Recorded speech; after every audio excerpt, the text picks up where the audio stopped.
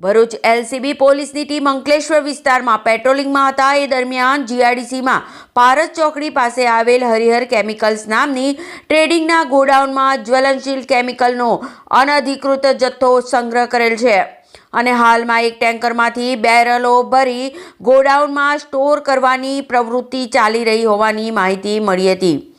જે મળેલી માહિતીના આધારે એલસીબીની ટીમે દરોડા પાડતા ટેન્કરમાંથી કેમિકલ ભરી રહ્યા હતા।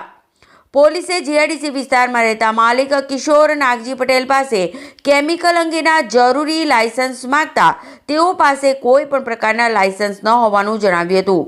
પોલીસે ગોડાઉનમાં કેમિકલ ભરેલ બેરલો અંગે પૂછપરછ કરતા બેરલોમાં ક્લોરોફોર્મ તેમજ બેન્ઝાઇલ્ડિહાઇડ અને ઇથિનિલ ડાયક્લોરાઇડ હોવાનું જણાવ્યું હતું।